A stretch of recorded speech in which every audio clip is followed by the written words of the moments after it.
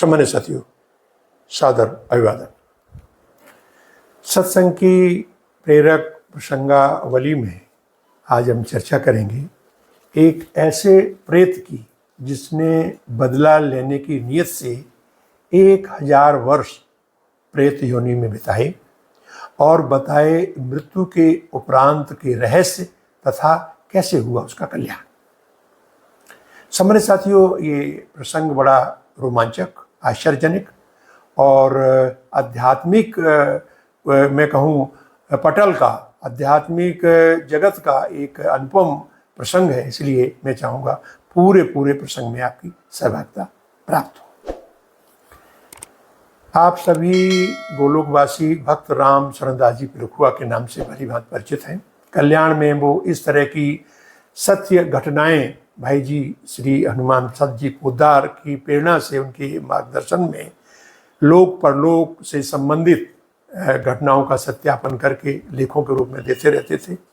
और कालांतर में जैसे मैंने बताया कि एक परलोक पुनर्जन्म विशेषांक भी निकला, लेकिन उनकी कई घटनाओं को लेकर के गीता प्रेस गोरखपुर ने एक पुस्तक का भी प्रकाशन किया है जिसका नाम है परलोक और पुनर्जन्म की सत्य घटनाएं। ये इस घटनाओं में उन्होंने क्या किया है, भक्त राम शरणदास जी पिलखुआ ने लोगों से वार्ता करके और उसी क्रम में अपनी इस घटना का भी उद्धरण दिया है। तो घटना के अनुसार ये कालखंड था 1968 का। भक्त राम शरणदास जी पिलखुआ बताते हैं कि मेरी भेंट हुई परम पूज्य संत राड़ेवाले के प्रिय और बहुत सुप्रसिद्ध शिष्य मास्टर राजेंद्र सिंह जी से। उन्होंने एक सच्ची घटना उनको बताई। घटना ये थी कि एक बालक जिसका नाम था मनमोहन सिंह और करीब 7 वर्ष से एक भयानक प्रेत बाधा से पीड़ित हो गया और इतना उसकी पीड़ा बढ़ गई कि उसका शरीर का रंग पीला पड़ गया और जगह जगह चिकित्सकों को दिखाया, लेकिन किसी ने उसका कोई उपचार नहीं बताया। तो अंत में ये हुआ कि क्या हो सकता है, लोगों ने तो ये कहा कि कोई बाधा है या कोई बीमारी है। कोई भी उसका निदान जब नहीं मिला तो किसी ने कहा कि जो पूज्य संत राड़ेवाले जी हैं, श्री राजेंद्र सिंह जी उनके जो शिष्य हैं, तो उनसे संपर्क किया जाए। तो इसी तरह इसी क्रम में एक दिन उनके परिवार ने राजेंद्र सिंह जी से संपर्क किया। अब चूँकि वो परम संत के शिष्य थे, परम संत के शिष्य होने के नाते उनको बहुत आध्यात्मिक ऊर्जाएं और बहुत ही अध्यात्म की क्रियाएं मालूम थी। तो उन्होंने इस बालक को एकांत की कोठरी में बैठाया और अपने जो आध्यात्मिक ऊर्जा के प्रभाव से उससे सवाल पूछना शुरू किए। पहला सवाल ये कहा, उन्होंने पूछा कि आपका हम कल्याण कर देंगे। यहाँ से उन्होंने बात प्रारंभ की, आप बताएं आप कौन हैं। उसने कहा कि हम बाहर से आकर के सहारनपुर जिले में, अब से कोई 1000 वर्ष पहले की बात है, वहाँ एक गांव था मुगल खेड़ा, उसमें बस गए थे। हमारी वहीं हमने शादी कर ली और 2 पुत्र और 2 पुत्रियां थीं। हम भी ये झाड़ फूंक और ताबीज़ देने का कार्य करते थे।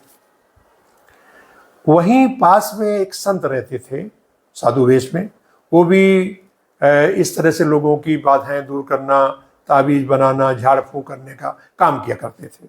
हमारे यहाँ उनका आना जाना हुआ क्योंकि दोनों का एक ही तरह का धर्म व्यवसाय था। मेरी एक बेटी को उन्होंने अपने भ्रमजाल में फंसा लिया, जिसको लेकर के मुझे बहुत वेदना हुई, बहुत कष्ट हुआ। लाखों प्रयास करने के बाद उन्होंने मुक्त नहीं किया। तो मेरे मन में इस तरह की टीस और पीड़ा हुई कि भाई इससे हमें कभी बदला लेना है। और दैव गति से प्रभु की मैं कहूँ जैसी करनी होती और आदमी की आयु होती है, मेरा अंतिम वक्त आ गया और मैंने मरते समय भी ये प्रतिज्ञा की कि इस साधु से मुझे बदला लेना है। तो राजेंद्र सिंह जी ने पूछा कि आपको मृत्यु के समय कैसा महसूस हुआ। तो उन्होंने बताया कि मैं चारपाई पर लेटा हुआ था, तो 4 काले कलूटे भयानक रूप वाले यमदूत प्रकट हुए और मुझे बिना कुछ कहे यातनाएं देने लगे, कोड़े मारने लगे। और मैं देख रहा था, मैं अपने घर वालों को आवाज़ दे रहा था, लेकिन मेरी आवाज़ कोई सुन नहीं रहा था, इशारे कर रहा था, कोई देख नहीं पा रहा था। और उन्होंने इतनी यातनाएं दी कि मुझे जो है लगने लगा कि मेरा अंत है। और उसी समय मेरे मानस पटल पर पूरी जिंदगी की घटनाएं आना शुरू हो गई और उसमें मुझे ये लगा कि भाई मैंने भी बड़े दुष्चरित्र के काम किए हैं अंतिम में, और जिन्हें देखकर मुझे भी अपने आप में घृणा हुई। और इसी बीच उन्होंने एक बहुत तेज झटका दिया और मैंने देखा कि मैं शरीर से अलग हो गया हूँ, मेरा कारण शरीर या सूक्ष्म शरीर अलग हो गया। लेकिन इसके बावजूद भी उस शरीर को भी इन्होंने बहुत यातनाएं और क्या कहें कष्ट देना शुरू कर दिया, यातनाएं देना शुरू कर दिया। और मुझे एक ऐसे अंधे सुरंग में डाल दिया गया जिसमें कि नुकीले हुक टाइप के कांटे से लगे थे, और जिस तरह आप किसी कपड़े को खींचें इस तरह से मुझे खींचते जा रहे थे। तो मेरी आत्मा या उस सूक्ष्म शरीर को या कारण शरीर को बहुत यातना हो रही थी। कुछ समय के बाद एक नदी दृश्य दिखाई दी, जिसमें मैंने देखा कि एक तरफ तो बहुत सुंदर घाट है जहाँ बहुत सुंदर गायें नावों को खेके अच्छे लोगों को ले जा रही हैं, कहीं सुंदर नौकाएं जा रही हैं और सुरंगों में प्रकाश निकल रहा। लेकिन मेरा जो सुरंग था बहुत ही गंदी जगह उस नदी के किनारे, जहाँ कीचड़ थी, दलदल था, उसमें खुला और वहाँ देखा कि भैंसे उसमें जो है कीचड़ में उतर रहे और उन्हीं के बीच मुझे डाल दिया गया। तो उनका प्रहार होने लगा उस गंदगी में, सलान में, किसी तरह से रस्सियों से खींच कर यातना दे करके उस पार निकाला गया मुझे। अब मैं जब वहाँ पहुँचा, धर्मराज या यमराज कहें तो एक बहुत बड़ा जैसे कहें हॉल राज दरबार सा लगा। बहुत ही शालीन एक सुंदर वेशधारी पुरुष बैठे थे, उनके नीचे एक भैया, जैसे हम कहते हैं ना वही खाते खोले हुए लोग कहते हैं ये चित्रगुप्त है, बैठे हुए थे। तो वो जो 4 यमदूत गए थे उन्होंने कहा कि भाई ये हम ले आए इनको। तो जब हमारा हिसाब देखा गया तो ये बताया गया कि इन्होंने तो बहुत भाई पाप किए हैं, जघन्य अपराध किए हैं और खासकर चारित्रिक रूप से इनका जो है बहुत बड़ा दोष है। तो ये तय हुआ वहाँ से धर्मराज जी ने कि इनको जो है कुंभीपाक नाम का नर्क दिया जाए। अब वहाँ तमाम तरह के नर्क थे, लेकिन चूंकि मुझे कुंभीपाक नर्क बताया गया तो मुझे खींच करके उसमें ले जाया गया और उसकी यातनाओं का और वर्णन करते हुए बताया कि बहुत ही यानी 9 से कहें इंच दरवाजा था, उसमें जिस तरह कपड़ों को, बड़े कपड़े को खींचते लथेड़ के ले गए, अंदर क्या देखते हैं कि कढ़ाओं में लोग जलाए जा रहे हैं, तले जा रहे हैं, आरों से काटे जा रहे हैं, बुरी दुर्गंध आ रही है, रक्त मज्जा मांस पड़ा हुआ है। उस दशा को देख करके मैं और बेहाल हो गया और मुझे फिर मेरी यातनाएं गर्म लोह के खंभे हैं तपते हुए, उनमें मुझे लिपटाया गया। इस तरह की बहुत यातनाएं मुझे दी गई। इसके बाद फिर जब खींच के उधर लाया गया तो फिर वही चित्रगुप्त जी धर्मराज की आज्ञा से आए और उन्होंने कहा कि आप जाइए, अब आपको 1000 वर्ष प्रेत योनि का पीड़ा भुगतनी होगी। और चूंकि आपके दिल में प्रतिशोध की भावना बहुत प्रबल है, इसलिए जो साधु रूप में था उसको भी कष्ट मिलेगा और वो आपको मिलेगा। और चूंकि आपने कुछ अच्छे काम किए संत महात्माओं के, तो कोई एक ऐसा महात्मा मिलेगा जो आपका उद्धार करेगा। आपने राजेंद्र सिंह जी को बताया कि मैं फिर जो है भयानक प्रेत हो गया।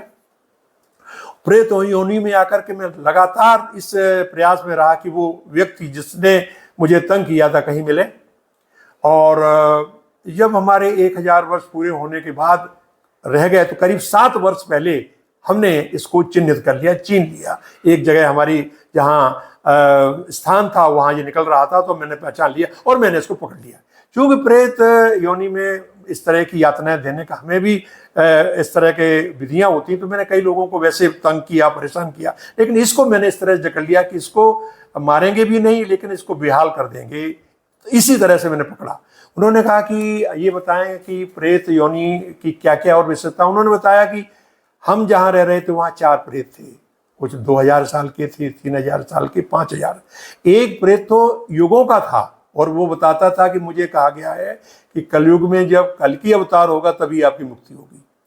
और प्रेत लोग खंडहर जगह, वृक्षों की डालियों पर, अंधे कुएं, हैं इमारतों पर, पेड़ों पर लटके रहते हैं, चीत्कार करते रहते हैं, और खाने पीने के लिए उन्हें जो है बुरी तरह से अपने आप को लिए परेशान होना पड़ता है। और सूखी हुई हड्डियाँ, कोयले, गंदी और जितनी गंदगी हो सकती है वो उनको भोजन के रूप में कभी कभी नसीब होती है, या कभी किसी को पकड़ लेते हैं तो उसके माध्यम से अपना भोजन या अपना आहार का वृत्ति पूरी करते हैं। लेकिन बहुत यातना होती है, पेड़ों पर चिल्लाते रहते हैं, उनकी यातना कोई सुन नहीं सकता। ये बंदिश होती है कि किसी से बोल भी नहीं सकते, पहले इन्हें कोई बताता है तब ये बोलेंगे, अन्यथा अपने दुख को चिल्लाते गाते इस तरह से होते हैं और अपनी यातनाओं को भुगतते रहते हैं।